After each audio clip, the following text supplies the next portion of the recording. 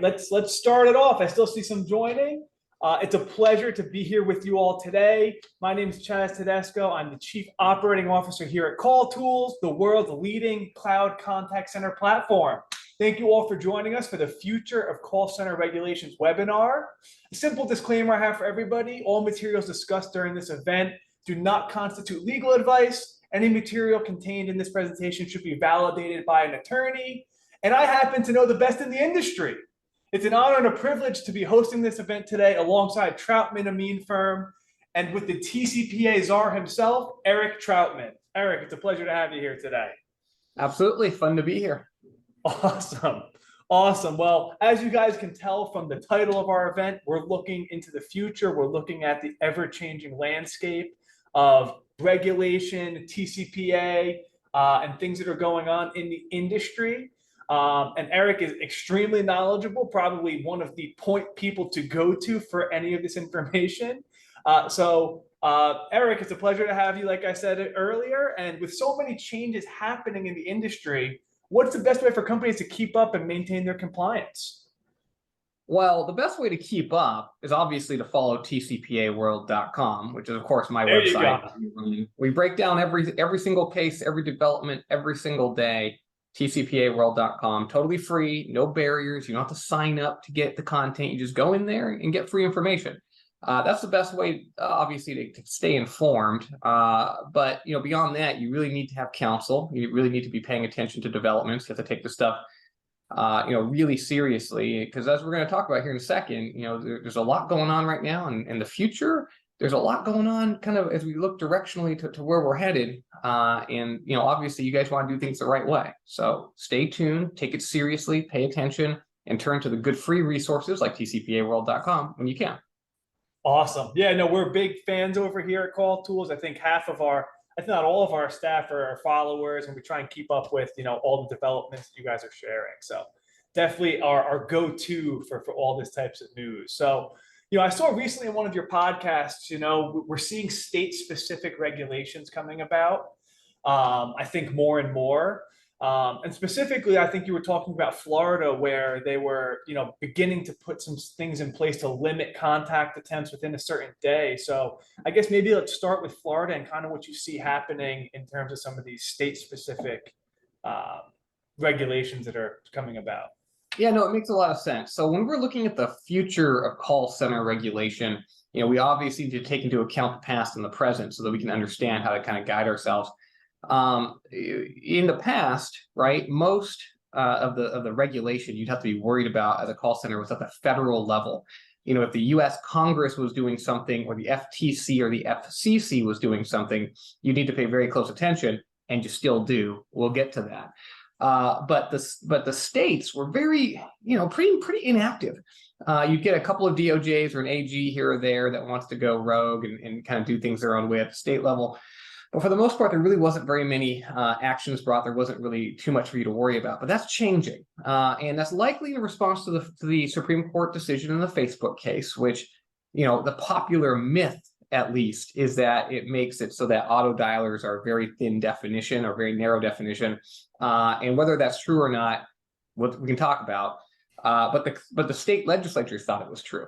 And so they responded because they were afraid, hey, look, the feds have basically stepped out of the game. They're no longer regulating auto dialers. They're no longer regulating robocalls.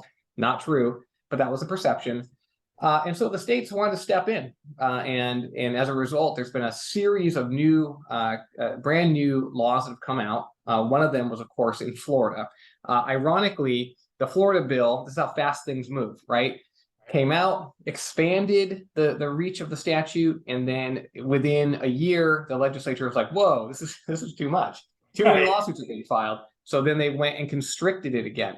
But let's look at Florida real quick as a blueprint. What they had originally was an extremely broad definition of auto dialer that would include any system that automatically dials or determines the sequence in which numbers are to be dialed, which is basically any workflow tool that any call center is going to use, right? Everything was instantly an auto dialer, even if at the federal level it wasn't an auto dialer. Right. Additionally, the Florida rules took away any EBR defense. There was no established business relationship defense. And as you were pointing out, it limited the number of call attempts you could make to 3, to just 3. And it also, and that's per not always, but per day, 3 per day. Gotcha. It also cut off your contact window at 8 p.m. instead of at 9 p.m. And that's looking at the specific called party's zip code. And there was very, very serious fines that are assessed under the Florida Act. Now, as I mentioned, that's been amended. All right, the genie's been put back in the bottle to a certain degree. Now you've got a 15-day grace period where somebody has to say stop to a text message, for instance, and then you'd have to continue to text them on the 16th day in order to get sued in a class action under the text provision in Florida. So that's a big deal. It's very helpful for callers, and took Florida from probably the most aggressive anti-robocall and anti-robocall text state in the country to maybe the least aggressive anti-robotext in the country. However, Florida is just one state. We know Oklahoma has adopted pretty much a duplicate of the original Florida bill. So that scary Florida bill I was telling you about that became law but was redacted, but was amended, that is currently the law right now in Oklahoma. States like Washington and California have very strict anti-text rules where if you don't have consent to send a text message, you can't send it no matter what platform you're using. States like Connecticut, Virginia have very, very strict disclosure rules.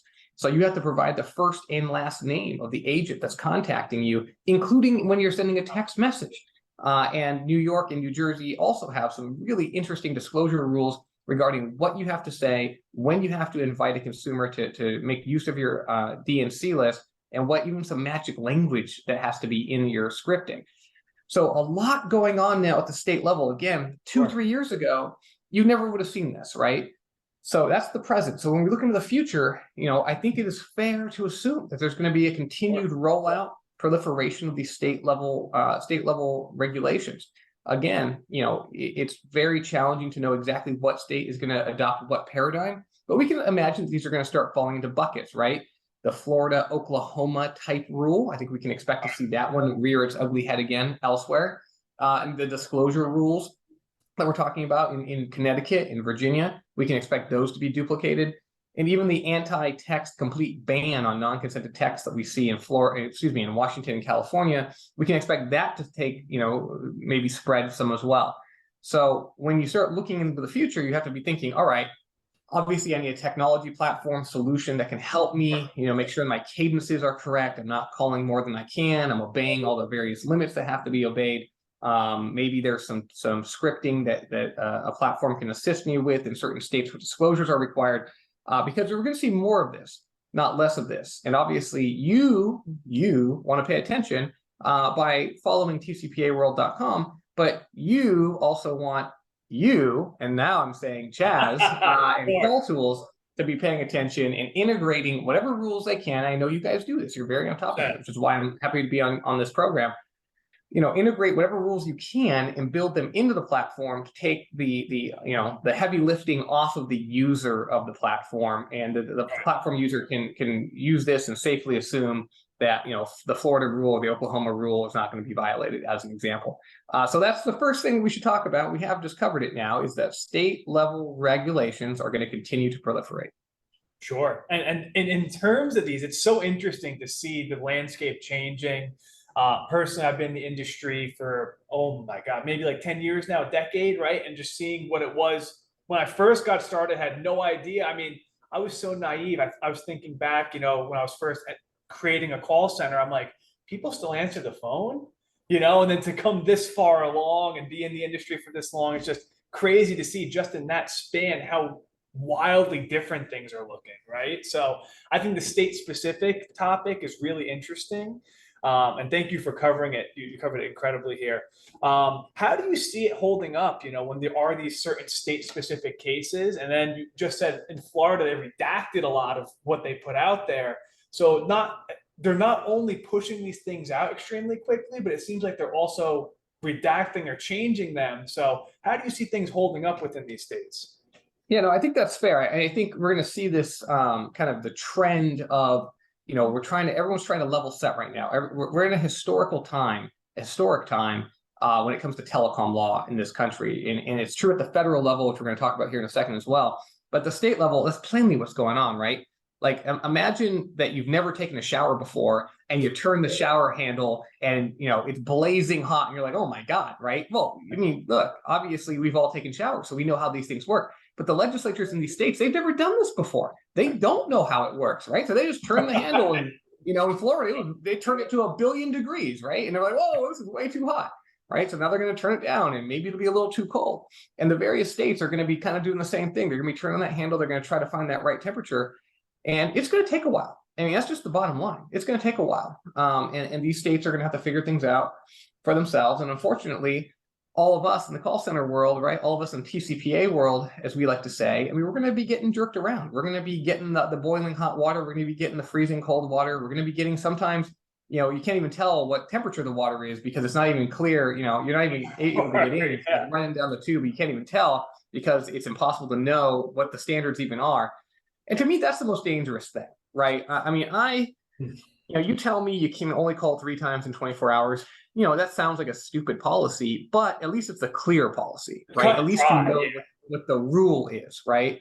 I have a lot more concern with these state legislatures that really don't know what they're doing, and they use these really weird language like reasonable or aggravating or harassing or inappropriate or misleading or inaccurate. Like, what exactly do these words mean? And you find out only after the fact, right? When there's case law, or like in Florida, another great example is you have to be able to call back the number that calls you, and people are saying, well, look, if you send a short code text message, you can't call that short code back, so that's a violation of the law.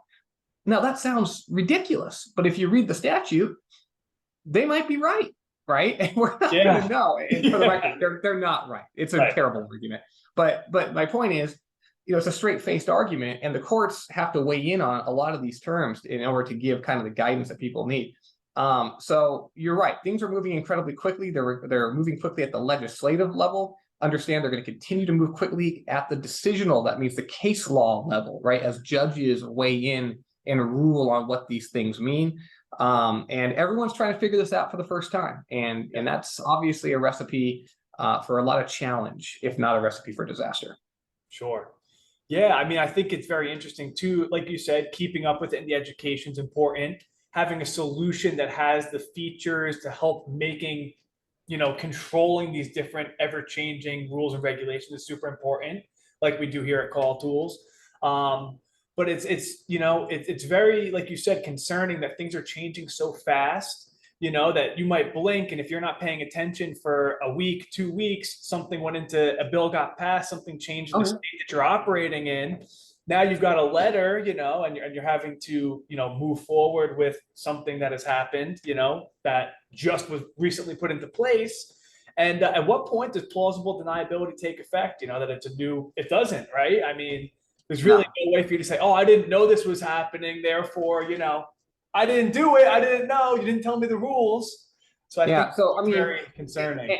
And I say this with love, right? But if you're in the call center game, if you're in the TCPA world, if you're in the telecom world, you need to understand, again, we're in historic times right now, right? We're at war in a weird way. Yeah. The regulators, the legislature, they are at war with this thing called a robocall. Right. And they can't distinguish, the fighters. They can't tell who's the good robocall and who's the good call center and who's the bad one. Right. Y'all look alike to them. And that's not a good thing because they're out here carpet bombing everybody. Right. And so, just understand that if you're in this game right now today, you're in historic time, you're in a battlefield, the crosshairs are on you, whether you like it or not, whether you feel like it's fair or not. And it's not fair. But in this game, fair ain't got nothing to do with anything, right? So the only thing you can do is protect yourself, right? Is to really make sure that you understand it matters. It matters. The law matters. The regulations matter. And you and your company and even you personally can be held liable if you are violating these laws, which, again, I get it. They move quick. As I just told you, some of them aren't even clear. We don't even know what the law is in some states, in some circumstances. And it's terrible. And yes, there's constitutional arguments, there's due process arguments, there's things that can be made. But really, the answer truly has to be, you have to be conservative. You have to be thoughtful and conservative. Get yourself good counsel, find somebody that can help you to understand the difference between the red light, the yellow light, and the green light, right? And make sure that you just, again, it's just a mindset game, right?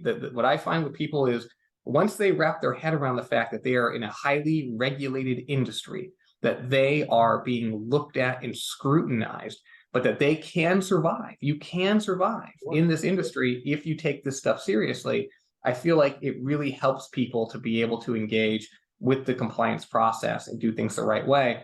Although, and then other times I find that people will sometimes shut down if they're like, either I don't care and I'm just going to go, or it's just so overwhelming I give up, right?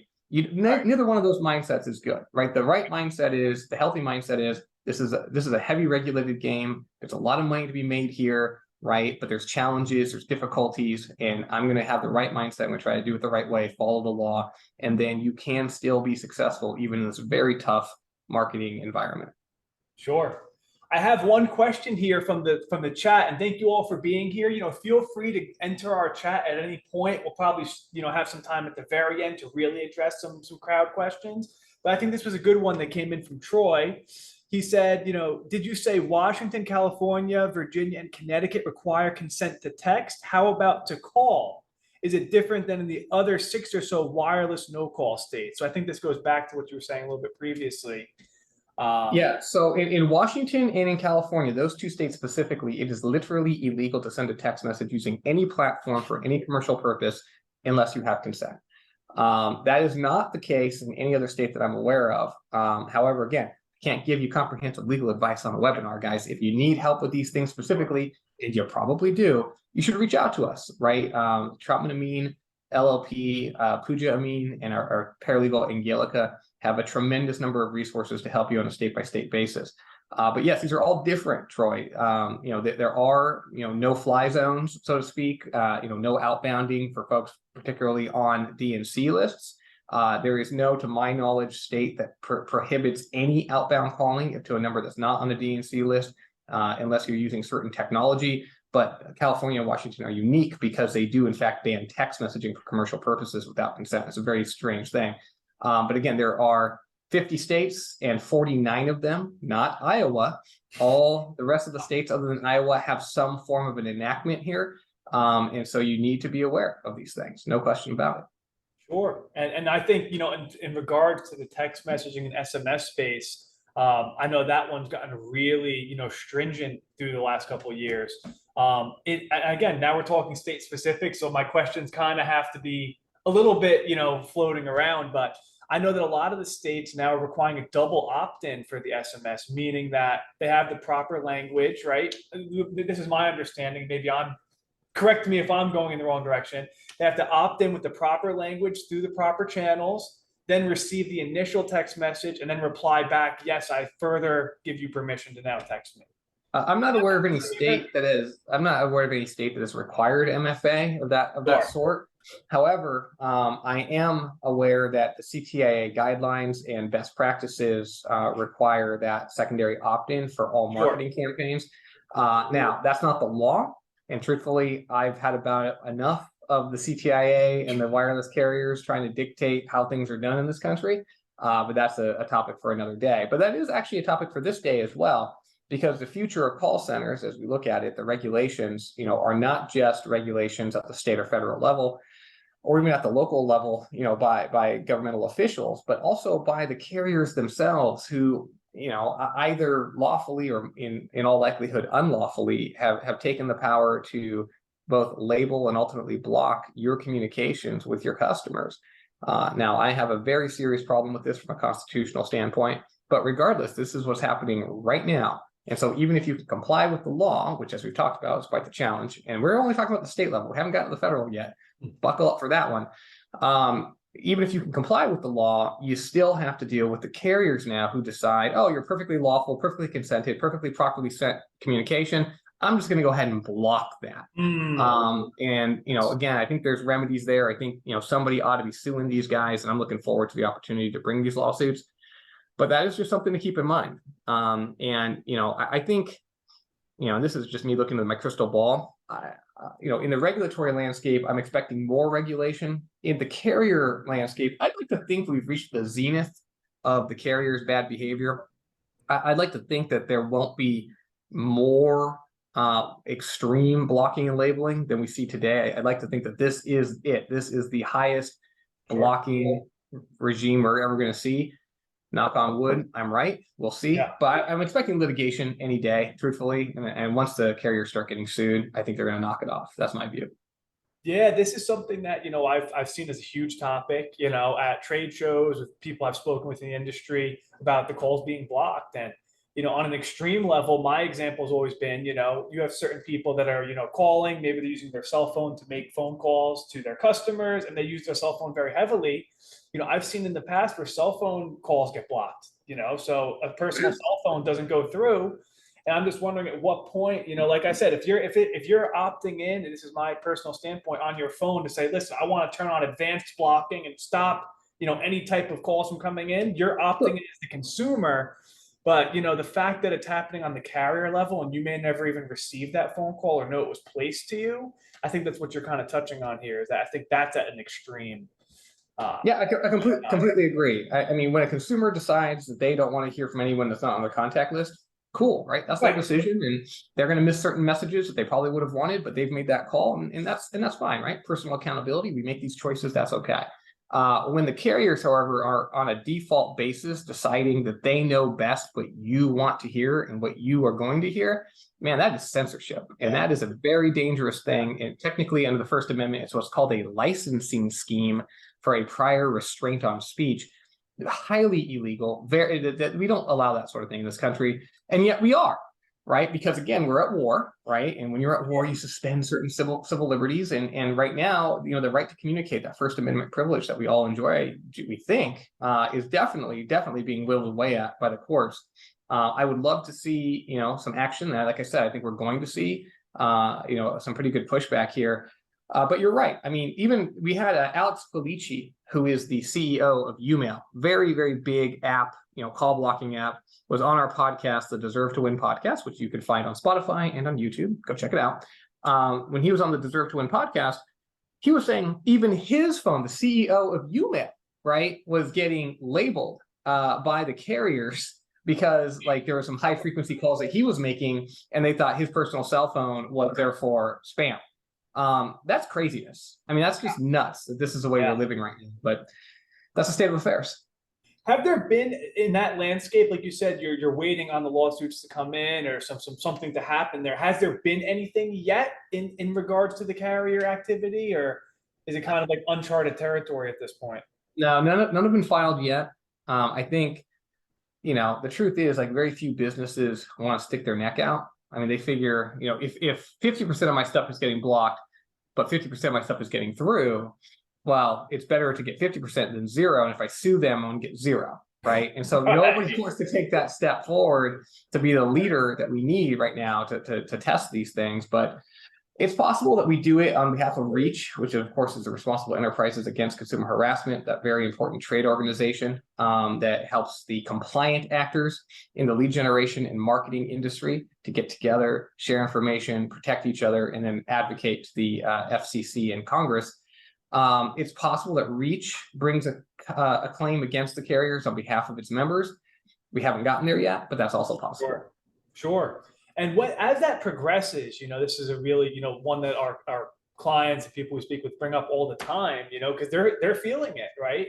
They could be running completely compliant, all opt-in leads, very small, pool of leads they're trying to reach out to, and they're frustrated. I can't get calls through. I can't talk to my customers. I'm trying to call somebody who's an existing customer of mine, and they're telling me I'm showing up scam likely, and they're afraid to answer the phone call. It's nuts. It's defamation, man. It's crazy. It's insane. Yeah. So I think it's something that everyone's feeling right now. Like you said, on both fronts, there's a war that is definitely happening.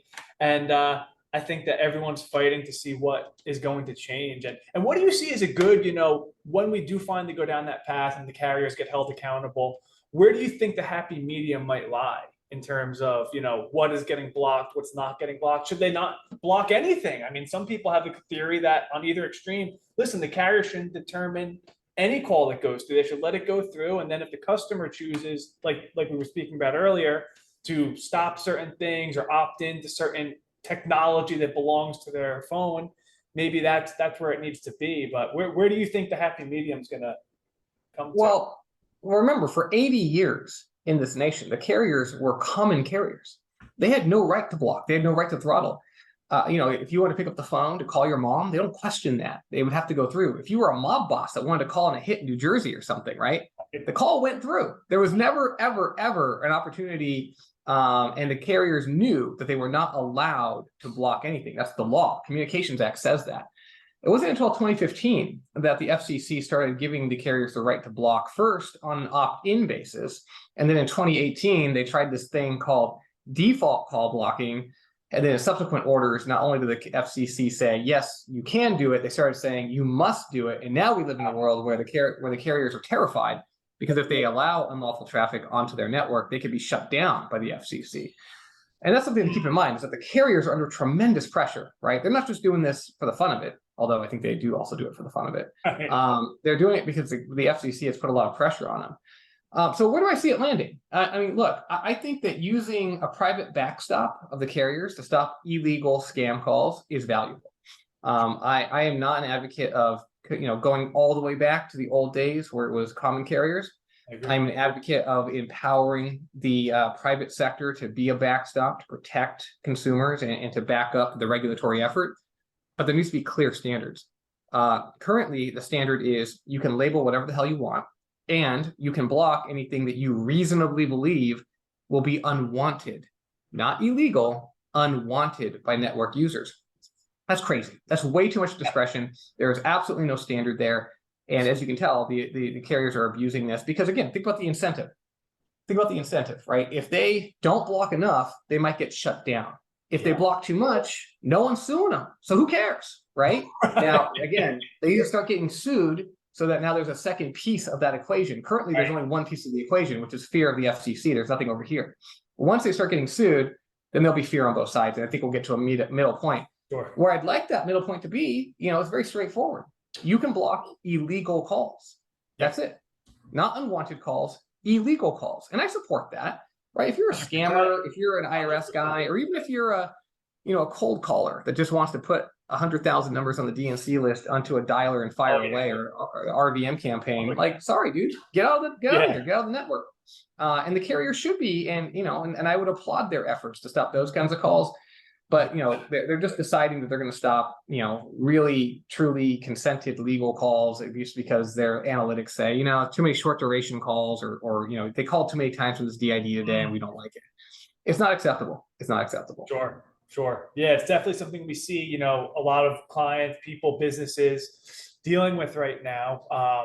And it's like you said, I think it's going to reach a point where it's going to start to level out. When is that going to be? I think we're all here for the ride, right? And we're going to see what happens in terms of some of this. So I do see some questions popping in here again. Let me grab one or two more, and then we'll continue. And I do want you did say we did do a really good overview of the state level. You said there's some stuff going on the federal level that we're looking forward to in the near future. So let's take one more, and I definitely want to jump into that piece of the conversation and see what we're seeing in our near future here. Yeah, we definitely need to do that. For sure. So let me see here. I had a good one I was just reading. Let's see. I guess this one was Troy again. Are you and any other defense lawyers still having luck establishing a consent defense for clients who listed hundreds of firms who might be contacting the consumer?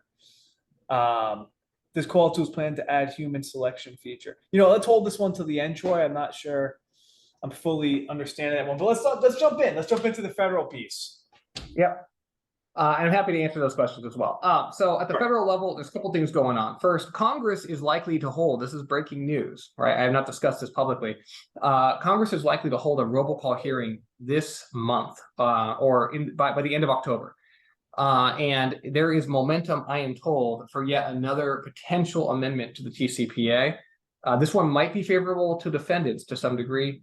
So you have to kind of buckle up and wait to hear about that. There might be changes at the federal level to the statute itself, which we haven't seen since the Trace Act back in 2018. But the real developments that I want to talk about are at the FTC and at the FCC level. Hopefully all of you who are watching this that are in the marketing game know that the FTC just changed the rules dramatically. right? Again, for like the last 30 years, the FTC has not really done much in terms of enforcing what's called the telemarketing sales rules, the TSR. That's the body of law that actually governs how telemarketers go about their business. The FTC has largely just left it alone and basically said, unless you're committing real fraud, we don't really care about you. Well, that all changed on July 12th, the day that shall live in infamy, when they launched what's called the telemarketing sweep. And now 150 regular old, for the most part, regular old telemarketing outfits, not the big scammers, not the fraudsters, just regular old folks who were buying leads were shut down and penalized. And lead suppliers like Fluent in particular, but others, were also penalized and deemed to be, quote, consent farms.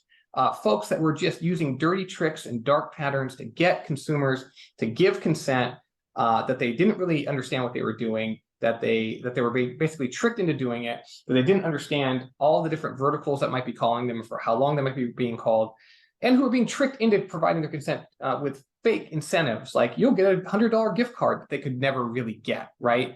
The FTC put a shutdown on all of that and held the call centers and the marketers who weren't even engaging in that behavior to be also liable for this conduct. And most importantly, so that's all very, very, very big news. And that's ongoing right now. That's today, a lot. right now. That's a lot of It's different happening. pieces there. Yeah. Yeah, it's happening. We're going to talk about that some more. But the most important thing, that's not even the most important thing. The most important thing the FTC did was it also ruled for the first time ever that you cannot use a purchased consent as a consent if you're going to use a pre-recorded call. So you cannot sell a lead and you cannot buy a lead if you're going to use that lead for a pre-recorded marketing call. It is flat illegal. No third-party lead gen leading to a pre-recorded call is allowed under the TSR as of right now. Brand new ruling. They didn't publicize it. I'm the only one talking about it. Nobody else seems to even know about this thing. Massively important. I actually spoke at the open meeting for the FTC last week, and I was like, guys, this is crazy. You need to be more thoughtful here, because the lead generation industry is a superpower. As I told the FTC, it's a superpower of our economy. Very, very important. And when you start telling people that it's, third-party lead generation is illegal, then that is a very big thing. Like, you can't just sneak that into a LinkedIn post, right? That's a really big deal. So that's what's going on at the FTC level. We can unpackage that a little bit, but as you can tell, there's a lot going on. The FTC is coming down, swinging a machete right now at the industry, and it's really something to keep in mind. Yeah, well, that's very interesting. And I did watch a previous, I think it was one of your podcasts where you were kind of touching on this topic.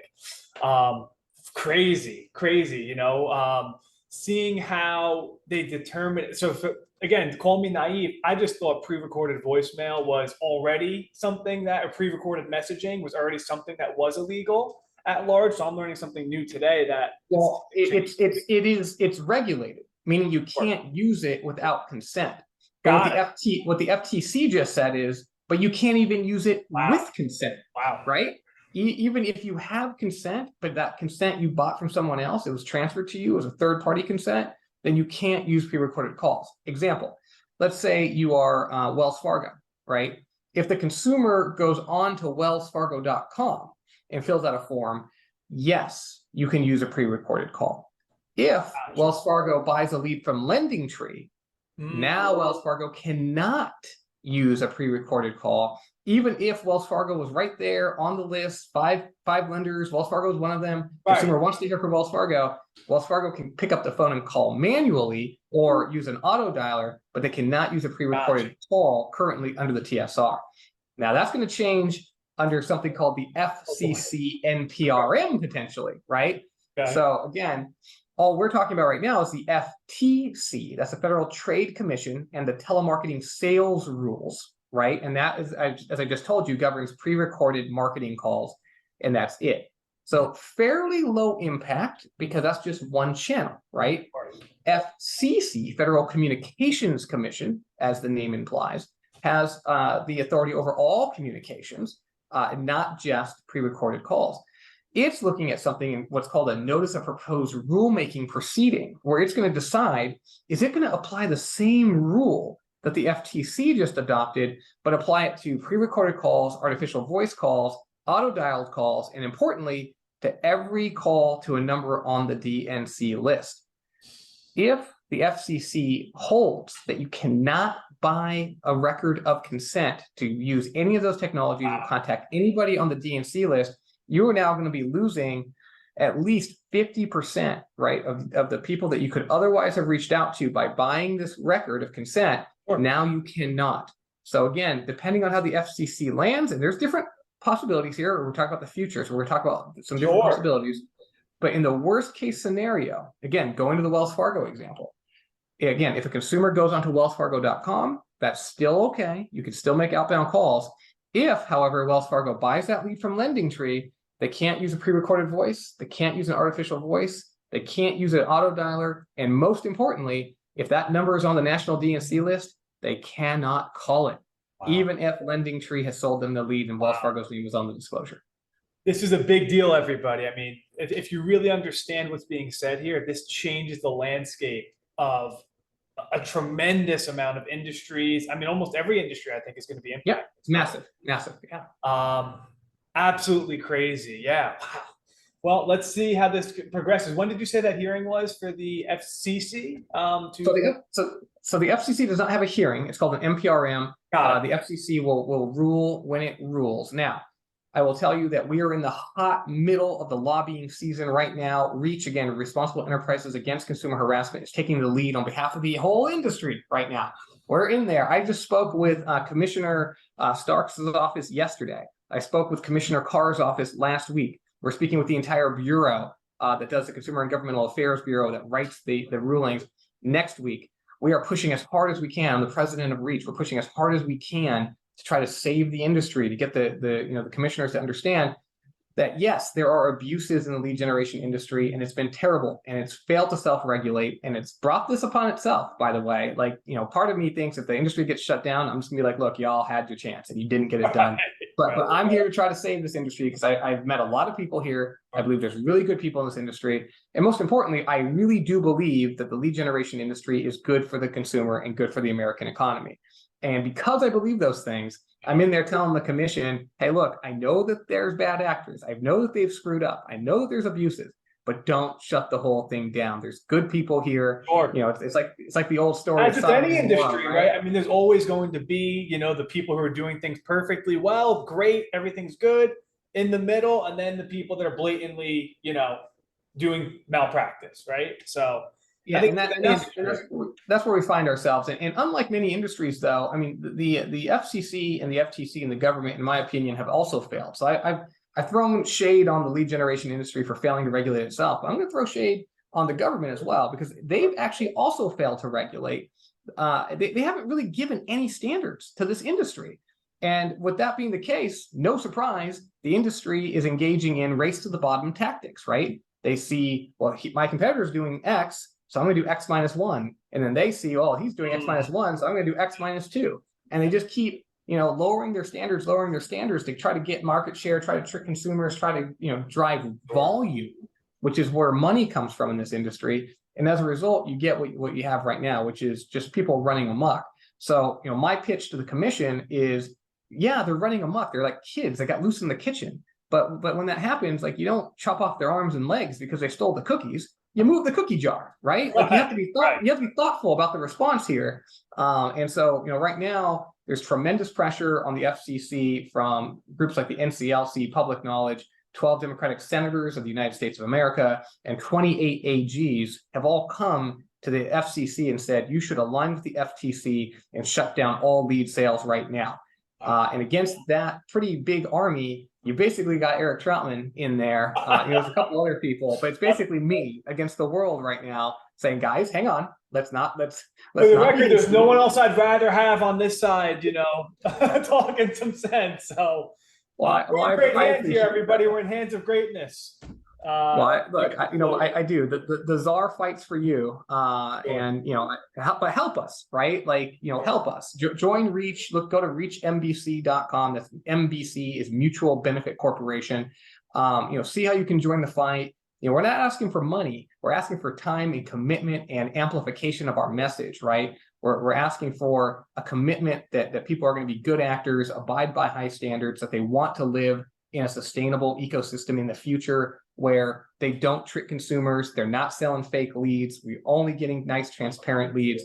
And that's the world we all need to live in, right? And in that world, there's less unwanted calls, there's less regulation, there's less carriers blocking our calls, and we can get to that nice, happy, moderate place where we all want to be in the market. Beautiful. It sounds beautiful. I think we can get there. I don't think it's that far out of reach. I really don't. You know, I think there's a couple things that, you know, like you said, need to be addressed and changed. But to your point, I don't think that, you know, cutting the arms and legs off is going to be the answer. And I applaud you in taking that stand and moving this forward here. I have one that, you know, I've been holding on to from a little while ago as you were talking about pre-recorded messages. And I know it's a hot topic. It's something that's going on, you know, all over. It's expanding. How does AI play into pre-recorded messages as, you know, it's generating itself in real time? I always classified them as one and the same, you know, in my brain, but how is that showing its face in the legal, you know, terrain here? Well, so there's not much litigation around it yet, but to me, it's a pretty straightforward concept. AI, if it's an AI text communication, right, then that's going to be an SMS. That's going to be covered by the SMS rules. If it's a voice channel communication, it's actually pretty interesting because there's a distinction in the law today between a pre-recorded voice and an artificial voice, right? So AI is definitely an artificial voice, no question about that.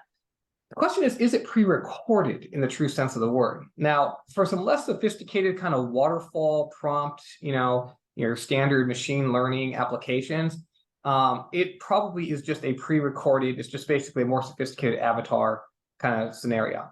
But for your true large language model voice generator programs and prompts, sure, I don't think that's pre-recorded. I think it's going to be artificial voice. Right? Yeah. And that matters because the TSR covers pre-recorded voices.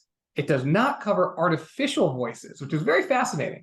So if you can demonstrate that your AI is truly generating in real time, right, the voice, it's artificial, it's going to be covered by the TCPA. The FCC is going to have jurisdiction over you. But you have a pretty good argument that the FTC does not. So what does that mean? What that means is you could buy a lead today, and use your advanced, you know, LLM technology to contact that lead. That's okay. Now, again, in the future, if the FCC adopts the FTC's view, then that would not. And the definition changes of artificial voice, right? It expands to include artificial voice. Because today, the only regulation around the TSR that bans the use of purchase leads is for pre-recorded calls, not artificial voice calls. But again, the FCC has broader jurisdiction, so you would also get artificial voice calls brought in. So that's just something to think about. But you are right conceptually. So that's, you know, that's the deep dive. At a high level, you are right to conceptually think of AI technology as regulated technology that you're going to have consent for. Sure. Yeah. And again, in my brain, I always look at the most aggressive, you know, how can, you know, what is the most compliant, broadest definition of everything? So I've just said in my mental capacity, okay, it's a pre-recorded voice. Like you said, the definition very wildly changes and it should be treated as such, you know, and that's kind of where my brain is at. But no, thank you for drawing some clarity. That's something new to me to look at how that's classified currently. So yeah, this lead generation terrain this is insane, you know, what you're sharing here on the federal level. And, you know, what's your personal take on this? I know you're defending this, you know, on a certain regard in terms of, hey, slow down, guys. Let's look at this again. Let's see what's going to happen here. In terms of when you said that there was a bunch of, you know, call centers that have been come down on, have they been shut down or have they have legal, really? So they've all been shut, you know? Some have been shut down completely. Some have consent orders that limit what they can do. Sure. Same thing for platforms, same thing for carriers. You know, everyone in this ecosystem is at risk right now, no matter where you sit. Ironically, you know, the lead sellers are the ones that are getting the least attacked right now by the FTC because they sit, you know, they just enjoy this insulated, you know, area where, you know, the guys on the front lines getting hammered are the callers, right? The guys that buy the leads, right. The platforms, right? That, you know, that are being used to send the messaging, and then the carriers, the ones that are carrying the messaging. But ironically, the root problem, right? The guys that are causing all the trouble are the ones, the publishers and these ridiculous networks that don't have any standards and just sell junk after junk after junk. And they're the ones that are getting away with it, right? And so that's what Reach is all about, is to shut that whole concept down. You know, when I'm meeting with the FCC, you know, what I'm telling them is, you know, we've got to get away from blaming essentially innocent actors, right? If you're Wells Fargo, you've bought a lead, you want to talk to a real consumer, you're paying value for Right, it, that's your right? expectation. Yeah, I mean, you're trying to talk to a real person that really wants to hear from you. That's what you're paying for. Right. But when Wells Fargo is being sold a fake lead because somebody upstream lied, concocted something, it was a click farm, used a bot, used a dark pattern, whatever it is to get that lead in, and it gets sold 6 times, right? Here's Wells Fargo getting something in real time, speed the lead, they're calling it immediately. They have no idea that this is a fake lead. They think it's real, right? They think it's real. Yet who's at risk? Who's in trouble for that call? Wells Fargo is, right? The guys down the upstream, they walk away. They walk away. It's ridiculous. And so that's what I'm trying to get the FCC to understand is we've got to change the incentives. We've got to make it so that the lead seller feels the heat, that everybody in the chain is being responsible, not just on a contractual indemnity provision, because let's be honest, right? These things are not enforced that widely. We need them directly liable to the consumer. And people forget sometimes, right? Because for the most part, they see me at these shows. They know I work for the industry, and that's true. I do. But ultimately, right, I'm on the side, 1, of truth, 2, of stopping unwanted calls and protecting consumers, and 3, never forget this. Most of my clients are lead buyers, right? I want the lead buyers safe. And when I'm looking at a world where the lead buyers have all the risk and the lead sellers, who are the ones causing the problem, have no risk, you better believe I'm going to be talking till I'm blue in the face to shift that, to get those lead sellers to be liable for what they're doing as well. Wow. Yeah. And I think this greatly has to do too, and this is another, I guess, subtopic of what we're talking about with co-reg, right? Co-registration, opting in for, a sweepstakes, so to speak, but that's giving, 50 different companies across 20 different industries the ability to call that lead because they thought that they were, signing up for the sweepstakes to win $100. And in the fine print, it's like a Bible of all these companies can now call you, text you. So I'm guessing that is a huge contributor to this problem. And I'm not sure, has that been addressed at any recent point, this co-reg path of? Yeah, it's being addressed right now. The FTC, that was a big part of the telemarketing suite. They came down hard on co-reg, came down very hard on it. The FCC is basically on record saying multi-vertical consents are illegal. The NPRM, one of the things that they're looking at is also whether or not to shut down more formally all multi-vertical consents. The idea of a co-reg, prize sweepstakes offering is front and center in front of both the FTC and the FCC. They are hated, they are disdained, and I'll tell you from a reach standpoint, our standards don't permit them. So I mean, that to me, it looks like that's going to be on the chopping block. Again, I'm the only one out there talking on behalf of industry, that I'm aware of. And I think I'd be aware. And I'm not carrying the water of any sweepstakes website. And with nobody out there protecting them, and that looks like something that's going to be jettisoned, right? Again, we're talking about the future. I'm going to guess, a year from now, no matter how everything else lands, that piece is going to be gone. Yeah, and to my, surprised that it's even been allowed to operate at this level for as long as it has. That's one piece of it that I think is, blatantly contributing to a large portion of this, problem that we're seeing. So I'd be happy. That's one that I'd be happy to see kind of get shut down and kind of further regulated in terms of what we're talking about here. So yeah, we could have a beautiful world, man, where, in the future, people go onto a website because they want to know about mortgage loans.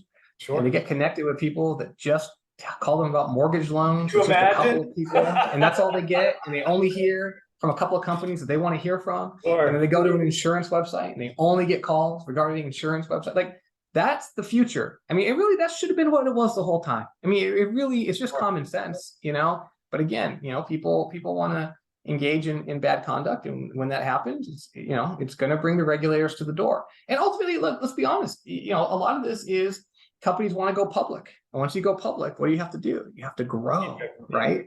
And how do you grow? How do you grow in a marketplace where, there's just not that many consumers that want to go to your specific comparative website, right? Yep. And you grow by a bunch of dirty tricks and adding in, peppering the steak and getting multiple data sets. And maybe, these aren't all legal. Now, again, I'm not blaming any particular company out there. I think that, in my view, many companies in the lead generation industry have misbehaved, and it's not sadly, this is not an industry where it's a few bad actors. Sadly, in my opinion, it's cultural in this industry. Oh, yeah. They just think it's okay, and everybody else does it, so they're going to do it. And there are, few companies that are trying to do it the right way. And I literally, I was using the allusion to Sodom and Gomorrah and the old story of Lot being sent in, and if you can find me 50 good people, I'll spare the city. All right, if you can find me 25, if you can find me 10, and finally it's like, if you find me one, I'll spare the city. I think I've got one. I think, no, in seriousness, but I mean, really, I really feel like that sometimes. Like, I'm out here fighting the fight for the good actors, but there's so few ultimately in comparison to the bad actors, and really, I shouldn't be so stark. It's not black or white. And that's the other tricky thing. A lot of players are mostly white hats, but, they slip over here a little bit. Or they're mostly trying to follow the law, but, it's really hard. So I'll just go ahead and ignore this piece of it, right? There are, of course, true bad actors that just don't care. Yeah. But, for the most part, most of these actors fall somewhere between white and gray, and sometimes a little dark gray. And we just need to get people over here lined up, set standards that business will follow. And the nice thing is I really do believe, and again, I wouldn't be fighting this fight if I didn't believe it, that the majority of businesses, if you give them clear rules, give them clear standards, give them clear guidelines, they will follow them. That's right. They want to follow them. It's an innovative industry, and they'll find a way to do it. That's what I believe. Exactly. And these companies that are operating in the gray, do you think that they're intentionally operating in the gray? I'm sure that there's a flavor of them that are, but is there a flavor of them that maybe just are ignorant to what the rules and regulations are, or potentially they aren't clear enough, like you're saying, black and white? So they think they're doing the right thing. They think they're pushing through valid leads and valid, opportunities, but in reality, they're falling under some of this stuff unbeknownst to their, best efforts. Yeah, I mean, just from my perspective, what this is a bunch of cars on a freeway that you've never been on before. You don't know what the speed limit is. You're going to drive the same speed as everybody else, right? And that's what happens. They get into this industry, they're looking around, they see what everybody else does, so they do it. Now, the question is, what happens when you see that speed limit sign and it says 65 and you and everybody else is doing 80? Who's the guy out there that then slows down and goes 65, right?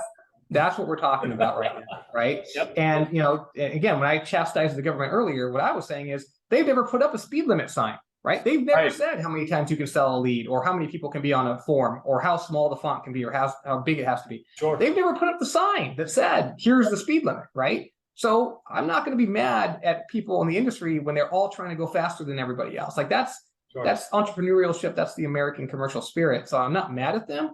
But now the speed limit sign is going to go up, and now everyone has to abide the speed limit, is kind of my view. Awesome. Well, I, for one, am excited about what's going to come. I do agree that there's things that are going in the right direction. Maybe there's things that are going sideways or going in the wrong direction. But I do finally feel when this dust settles and everything is, worked through these different industries, I think we're going to have a better environment. I know that's what you stand for, and I think that's what we're all hoping for, right? Because I'm sure everyone who's here viewing this webinar live is dealing with this at some capacity, right? Whether it just be your desk phone that you're picking up to call out and a customer telling you it says scam likely, or not getting the phone call, or the leads that you're bringing into your organization that you're now probably scrambling and questioning right now as Eric is sharing with us what's going on. There's so much to consider.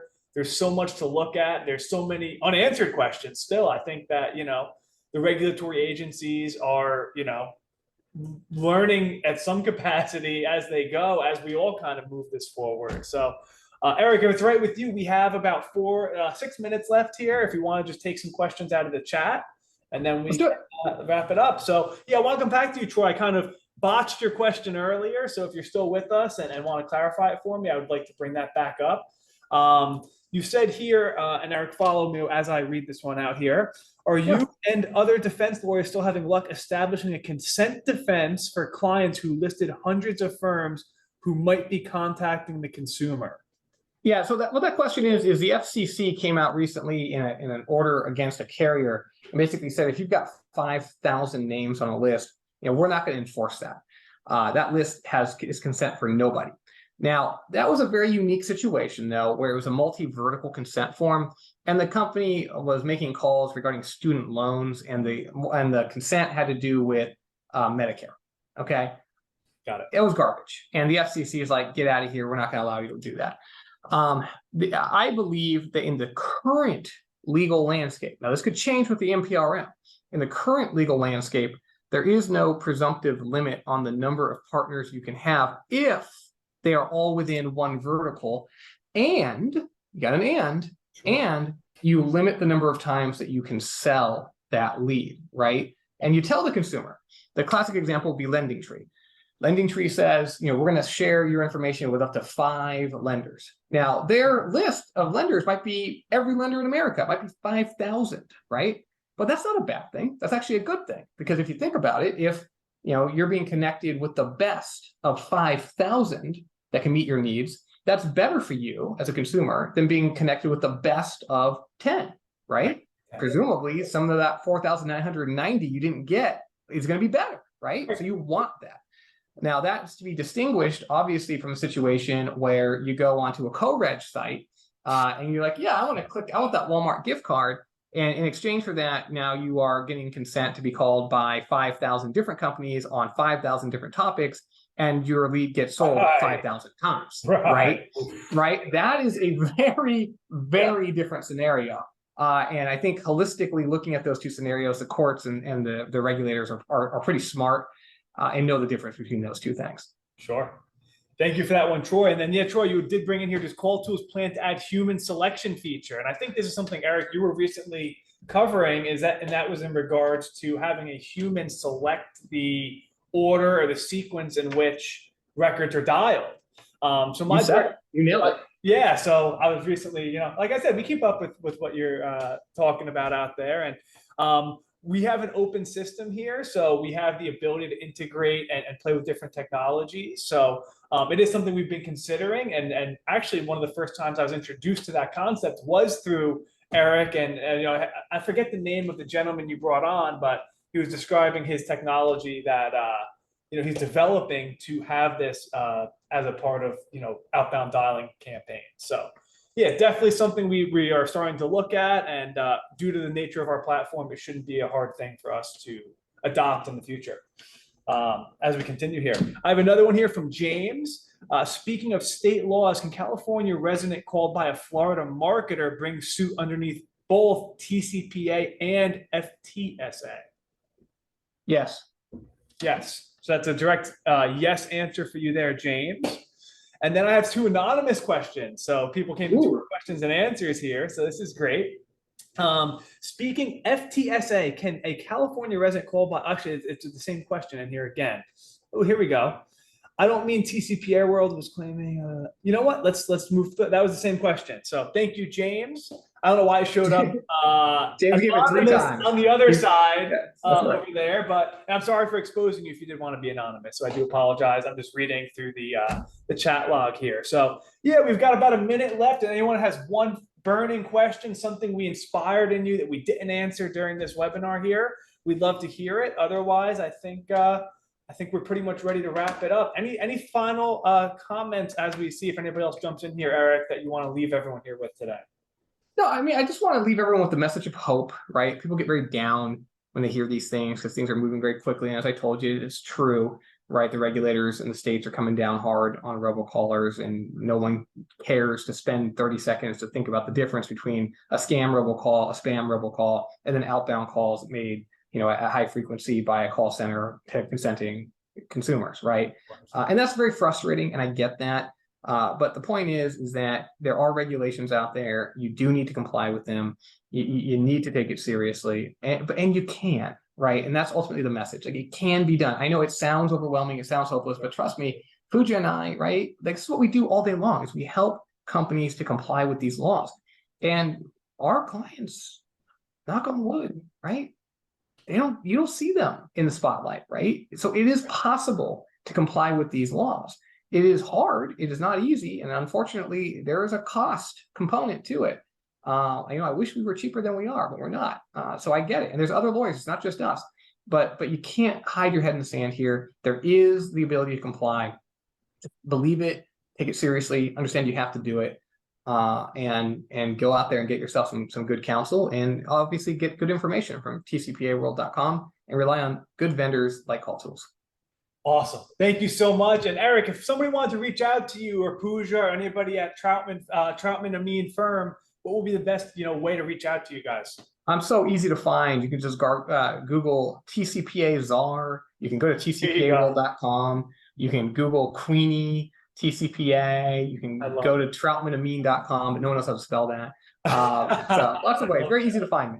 Awesome. You're easy to find at the trade shows too. You got this big sign. You got this big glowing sign, Troutman Amin. It's incredible. So oh yeah, we have a magazine. You can subscribe to this. Awesome. I mean, like we're everywhere, man. We're everywhere. Awesome. Awesome. Well, thank you, everybody. I don't see any new questions coming in here. It's been an absolute pleasure to be here with you today. It's a pleasure to be in the presence of greatness with Eric Troutman. Thank you so much for making the time. There was a million things you could have been done, a million places you could have been today. And the team here at CallTools really appreciate you taking the time to be here with us. Really happy to be. Thanks, guys. Awesome. Thank you so much. And if anybody wants to reach out or learn more about CallTools, you can email me directly, chaz@calltools.com, or just simply visit our website. And thank you guys so much for attending today. It's been an absolute pleasure. Take care.